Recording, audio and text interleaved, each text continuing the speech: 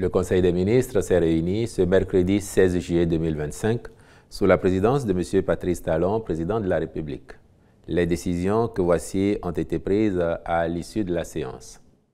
Au chapitre des mesures normatives, décret portant sur les attributions, l'organisation, le fonctionnement et le régime électoral de l'Ordre national des pharmaciens, de l'Ordre national des médecins et de l'Ordre national des chirurgiens dentistes. Il s'agit d'une série de 6 tests qui visent à définir d'une part clairement les attributions de chaque ordre en conformité avec les évolutions du système de santé et les exigences d'une gouvernance performante. La réglementation a également pour objectif de renforcer le rôle de ces organes en matière de régulation de l'exercice des activités professionnelles avec pour centre d'intérêt la qualité des soins, le respect de l'éthique et de la déontologie.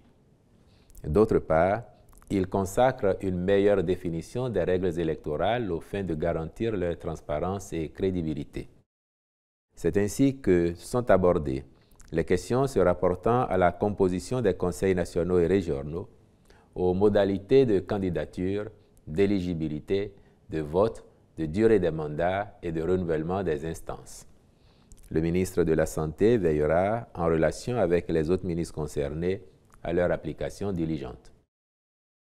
Au titre d'autres mesures normatives, le Conseil a adopté les décrets portant transmission à l'Assemblée nationale pour examen et vote du projet de loi portant modification de la loi numéro 2024-28 du 26 juillet 2024 sur les ordres nationaux du Bénin. Nomination des commissaires aux comptes près le Centre national des produits biologiques à usage vétérinaire. Nomination de magistrats à la chancellerie et dans les juridictions, puis approbation des statuts modifiés de l'Agence de contrôle des installations électriques intérieures Contrelec. Au chapitre des communications, en point 1, recrutement par concours direct de 115 fonctionnaires des eaux, forêts et chasses. Ces personnels seront déployés après leur formation pour renforcer les capacités d'intervention de la corporation dans les missions à elle dévolues. Il s'agit notamment de celles relatives à la riposte sécuritaire. Les personnels sont répartis à raison de 95 gardes forestiers, 10 contrôleurs et 10 conservateurs des eaux, forêts et chasses. En point 2, adhésion du Bénin à l'initiative Global Network de l'Office des Nations Unies contre la drogue et le crime. Créé en 2021, ce cadre a pour principal objectif de faciliter la coopération transnationale dans les affaires de corruption et de permettre aux autorités de détecter, enquêter et poursuivre plus efficacement les infractions liées à la corruption transfrontalière. L'adhésion de notre pays à ce réseau, ouvert à toutes les autorités chargées de l'application de la loi anticorruption des États ayant souscrit à la Charte des Nations Unies et des États partis à la Convention des Nations Unies contre la corruption, offre également des possibilités de partage de connaissances entre pairs et d'accès à une plateforme sécurisée d'échange d'informations. Aussi, le Conseil y a-t-il marqué son accord et instruit les ministres concernés d'accomplir les diligences nécessaires à sa formalisation. En point 3, approbation de la politique nationale d'évaluation PNE 2025-2034 et sa stratégie nationale d'évaluation 2025-2029. La présente politique a l'avantage de corriger les insuffisances de la précédente et prend en compte les outils nouveaux de mobilisation et d'engagement pour la prise de décisions publiques. Assortie d'une stratégie sur la période 2025-2029, elle est arrimée à l'agenda international de développement à travers les objectifs de développement durable, ODD, l'agenda 2063 de l'Union africaine et la vision 2050 de la CEDEAO. Au plan national, elle s'appuie d'un côté sur les orientations nationales de développement, plan national de développement, programme d'action du gouvernement, agenda spatial, etc., liés à la bonne gouvernance. Elle tire, de l'autre, son ancrage des dispositions de la loi numéro 2024-09 du 20 février 2024 portant loi cadre sur la planification du développement et sur l'évaluation des politiques publiques en République du Bénin. Elle résulte d'une démarche participative et est portée qu'à l'horizon 2034, la culture évaluative au Bénin est ancrée dans les pratiques de gestion et les prises de décision fondées sur des résultats des évaluations à tous les niveaux. Pour ce faire, la dite politique est déclinée en orientation stratégique et en programme, puis fera l'objet d'évaluation par un mécanisme dédié.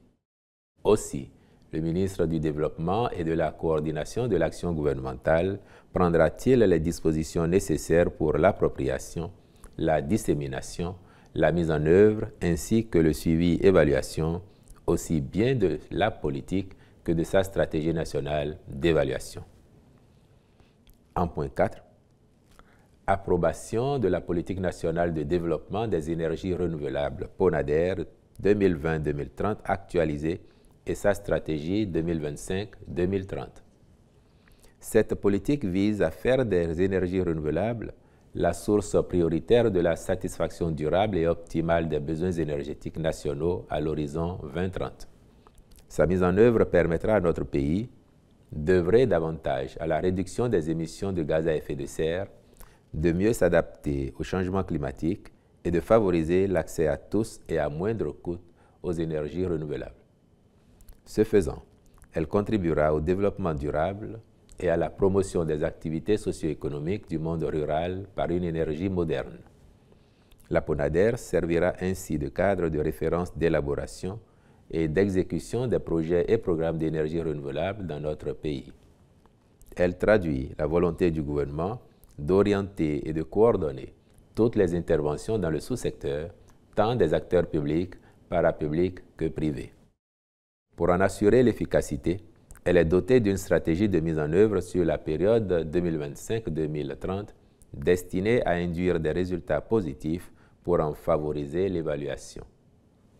En point 5, approbation de la politique nationale de maîtrise d'énergie PONAME 2020-2030 actualisée et sa stratégie 2025-2030. L'actualisation de la PONAME se justifie principalement par l'évolution du cadre institutionnel du secteur de l'énergie pour tenir compte de la dissolution de l'Agence béninoise d'électrification rurale et de maîtrise d'énergie, qui était la principale structure administrative opérationnelle dans la promotion et le développement de la maîtrise d'énergie.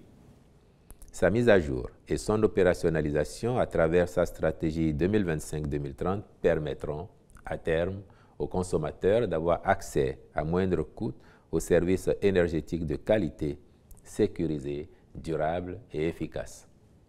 Elle postule en effet qu'à l'horizon 2030, la maîtrise d'énergie au Bénin garantit la réduction considérable de la consommation, de la dépendance et des dépenses énergétiques sans préjudice de la qualité des services énergétiques. À cet effet, elle vise à mettre en place les cadres de planification, d'orientation, de coordination et de suivi-évaluation. Il en découle des actions relatives à l'efficacité énergétique, aux économies d'énergie dans tous les secteurs, aux mécanismes d'intervention plus cohérents. S'inscrivent dans cette logique le renforcement des cadres institutionnels et juridiques existants, la création des mécanismes de financement en soutien au développement des actions de maîtrise d'énergie en général. Au chapitre des rencontres et manifestations internationales, il a été autorisé l'organisation à Cotonou, le 1er août 2025, du défilé militaire et paramilitaire dans le cadre de la célébration du 65e anniversaire de l'indépendance du Bénin, du tournoi national de pétanque, édition spéciale du 65e anniversaire de l'indépendance du Bénin, de l'Africa Agri-Forum du 19 au 21 novembre 2025, ainsi que de la première édition de Cotonou Comedy Festival du 4 au 8 décembre 2025. Au chapitre des mesures individuelles, enfin, les nominations ci-après ont été prononcées. Au ministère des Affaires étrangères, directeur général des Relations extérieures, M.